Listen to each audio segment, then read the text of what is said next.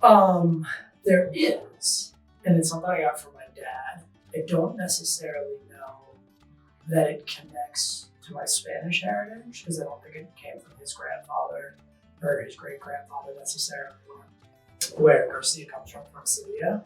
But it really, expression, it might sound kind of negative, but it's not. It's they can kill you, but they can't eat you. And what it's about is when you have to do something you don't want to do, or you're afraid of doing, you get yourself as comfortable with the worst possible thing that can happen. So they can kill you, which isn't really true, right? Especially in context of you going to like a client meeting and having a tough chat. And then once you've accepted the worst possible thing that could happen, which realistically probably isn't going to happen, you get yourself comfortable in that, everything else is going to feel easier. So that's an expression that he kind of told me when I was a kid. I was probably way too young to understand it. I probably still don't 100% understand it, but I've used it as this idea of get comfortable in what is the absolute worst, most uncomfortable thing that could happen. And once you're comfortable in that, anything else that happens is as bad as what you were ready for, and you feel like you can react to it, and you can influence it, and you can start to drive it you want. So that's one that's a saying that's been around for a long time. It's something that I think has played into my life, has played into how I raise my boys, has played into how I carry myself. It's, get comfortable with the thing that is the worst that could happen, and then work from there. It's funny because my parents don't speak. My parents' Spanish is not amazing. Okay. But they did retire to Mexico, so they're getting significantly better. So my boys do know, it's very fun listening to my 3-year-old say Garcia, just learning to pronounce his name. But so it's starting to take on a different role. Like, so they call my mom G, and for them, I think it really just plays this role of more, we would call more big people that love them, more adults that love them. They have this the role my mom's played with them is kind of the role she played for me, which is she's generally sort of at the hub of it. She's cooking or she's doing something else with everybody. I'm the oldest of 6, so it's kind of chaos in my house. And now we're all pretty tight families, so you get everybody back together, and now me and my brother are starting to have kids, so it's just utter chaos. So watching my mom function as a grandma is really interesting. And she's very, she's not going to be grandma. She's not going to be that. She just wanted to be G. So she's G. I pushed really hard for Hefe for my dad. But that was tough for a baby. He just ended up being Pop, but I really wanted G and Hefe. But yeah, the role that they really played is, honestly, it feels consistent with what they did for me, which is being around a lot. Having us be together a lot, and making sure everyone just felt the value of family, value of being together. I think representation, period, is about an important thing that we ever hope to strive for from a leadership and from a building team's perspective. I think letting the next generation of kids who are going to do everything that needs to be done, having them see people that look and sound and feel like them, not only in places where they know they want to be, places that they've even imagined exist, I think is just so critical. Truly having real representation at real senior levels across this agency and this industry, I think is critical. Because I don't think, we've seen this in research, people struggle to know how to do something that they've never heard of. So without representation, without people who look and sound and feel like you, or look and sound and feel like your parents or your friends or your family, how do you know that those are avenues and jobs and parts of the world that are open to you?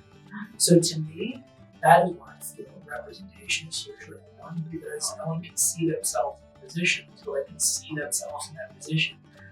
Because you can't see yourself in something you don't know exists, right? So to me, that is ultimately what is most important about representation, and frankly, what I have seen, even over the course of my nearly 20 years in the industry, organizations that have done a good job of getting the next generation of Hispanic talent, or the next generation of minority talent, period. I know Hispanic Heritage Month, I'm talking about Hispanic talent. Organizations that have found ways to not only have younger students get in at a senior level, at an entry level, but also provide exposure the whole way through. Like some of the organizations that I'm most excited about, like Nate does a wonderful job and places like that. But I've even seen organizations now that have business executives to speak to middle school students because they didn't know what a CMO was, or they may not know what a job in media is. They may know what Facebook or Google is because they use it. But the idea that A, that's a job, B, that's a job that you could do, and that C, someone who looks like you sitting where you were 15 years ago doing that job is now telling you about it, like that's the world. So to me, that it is representation is about feeling comfortable. It's about feeling welcome, but it's also about knowing about the spaces you want to be in, because you can't want something if you don't know it doesn't exist. It's a really, really good question, because I think I'm going to look back a little bit on my representation answer when I talk about this one, because I get most excited when I think about role models, or when I think about Hispanic or Spanish role models in particular. I think about people who let young kids know that there's whole realms of the world and government or different places that are open to them that may not have been. So justice, Soy Vayner, Soy Vayner is exceptional. I mean, think about as a Hispanic woman, what she has done, what she means to so many young people and so many older people throughout this world. I hate to start angry with this, but like how to recruit Hispanic, but what that meant to have a female justice, to have a female Hispanic justice, the Supreme Court justice. There's one or two other jobs in the world that are harder to get or more elite, and I don't mean to immediately start with something that's just so obvious and just the very first person. But again, I start to get incredibly excited about when you see people either as a first, or people breaking the barrier, or people opening doors that just weren't open before. That's what I start to see as role models. I think I'm the other side of it too, and this is sort of a cop out of one as well. But the flip side, which is what's on my head that we're talking about role models, is mine is always kind of a cop out. Unfortunately, I was born my father. One was a successful business. I watched him build a career. I watched him build a family. Sort of set the model for what those pieces look like. But I'm also not going to announce that my dad should be a number of people's role models. I was just fortunate enough that I had that. So anyway, those would be my two right off the bat. Or ice cream boil. Because it's the thing I can make the best. It is my favorite, and I have a pretty strict ranking system around New York City on where I get it from. Those would be, if I had to have one specific Hispanic dish, it would be that. If we were going to go with the one that's like less holiday focused and much more meaningful to me, it was served at my wedding. Actually, I think it served at most of my family's wedding. When I got married in Mexico, these tacos al pastor. Like that also has a very, very much less holiday, but to me that is always like a part of when we have a party. But those would be my two. It's funny when you're talking about the holidays. I thought you were going to talk about advertising, and I was going to throw out the one thing that I have seen kind of get right, because so often it's not. And this is specific in a cop out, but truly, it used to take weeks and weeks to cast, and it was casting all real people. And it was critical that you had people's back to school or holiday actually reflect the diversity of this country. And it's not even a holiday. It's actually a back to school spot. There was a mom, she gave her son a blessing at the front door before she sent him for the day. And it was just like one of those things that it got so many people. There's just this moment of like, when you get representation right, or when you get just a peak of culture right in a spot, I think it really matters to people. And I think I remembered it verbatim a year and a half later. So anyway, that's not where they're going with that question, but one I wanted to answer since it doesn't really big holidays. I can only obviously answer for myself. Like I think the oldest is 6, so chaos, like absolute chaos in a good way, but it's also really like everybody's around, and activities are just meals. It's just a meal, downtime of everyone kind of quieting down for a minute and going off probably to drink because it's a holiday.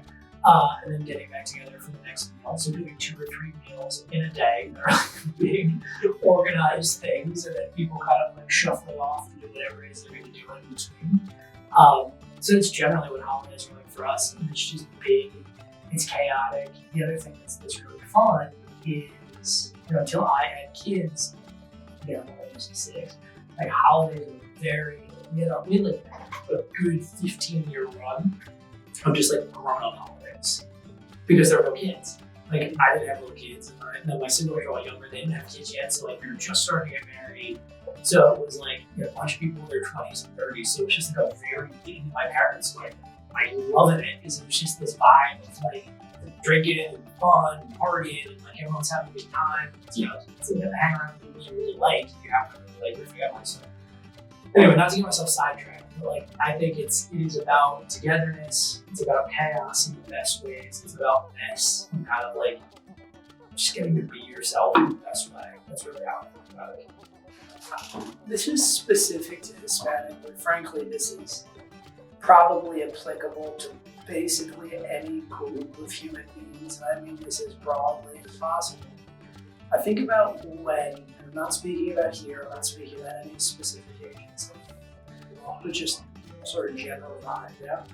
You think about, you get a brief and it's general market, and then there's sometimes African American, or Black, or Hispanic, or Asian American, or whatever other secondary market, or tertiary market, or additional market you need to hit.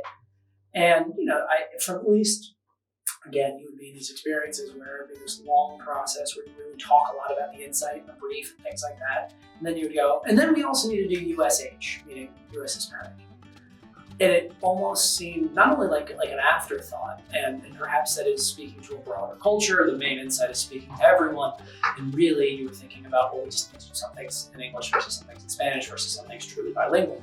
But ultimately, I guess the 2 things that I'm kind of dancing around with this, one, the idea that you could take something as complex as a race or ethnicity and just make that a section of a brief, like, oh yeah, and Hispanics, like that is just like a check off, is insane, right? You think about the way we try to do strategy, the way we approach targeting. We talk about cohorts, which is getting as niche and specific into demographics and psychographics and emotion and all of these different aspects of a human being's personality. So I think when we're missing things, it's when we do the opposite. When it's the box to check for US Hispanic, or the box to check for Black, or the box to check for Asian American. That, to me, is what I think we're still missing. Right, is when it was very often this idea of like, well, we'll get to a general market, we'll get to an idea, and then we'll adapt it. And it's like, well, that's not really the way this country is supposed to work. That's not really the way culture works. In fact, I would wager culture literally works the opposite direction, which starts with individuals, generally individual cultures as well, without being stereotypical. That would be sort of an afterthought or a single line. So much of what is culture today are things that have come bottom up, not top down. And by and large, but very frequently, culture, whether it's music, pop culture, etc., it's not like it's this heterogeneous, white, Caucasian-dominated culture. That's not what makes headlines here in this country anymore. I think that's incredibly interesting, right? I think about people learning Spanish to sing Bad Bunny songs in Spanish, right? No one was talking. People asked if he would sing in English, and he was like, "Why? You don't ask anyone else. You don't ask anyone else to sing in Spanish, no." And instead, anyway. So I'm getting very sidetracked now. But I think hopefully to kind of focus in the answer, it is when an insight or when a need or an idea is dumbed down to, okay, now it's time to make sure this applies to US Hispanic, and it's like, oh yes, that massive group of exactly like-minded people who have none of the new, it's just, so that's the piece. I think when it just feels like it's and it comes from an instinct of people wanting to be inclusive and things like that. But I think wanting to be inclusive and maybe not fully understanding what that means can sometimes be disingenuous. Wasn't expecting therapy. Look, we were raised to be really confident and speak our mind.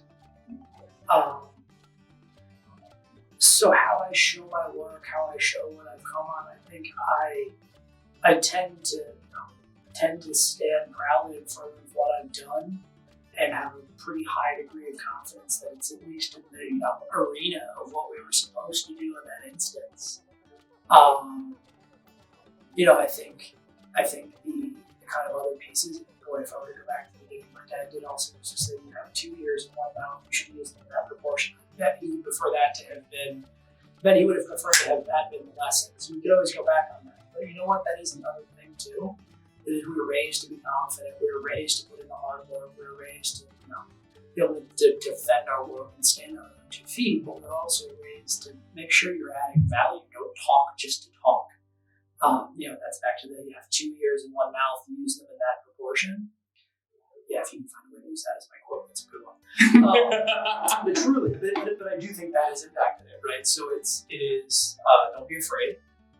Talk about your work. Talk about why you think it's right, and also listen to criticism, whether it's constructive or not. Think about how you make that better. My name is Matt Garcia. I'm Spanish. Yo soy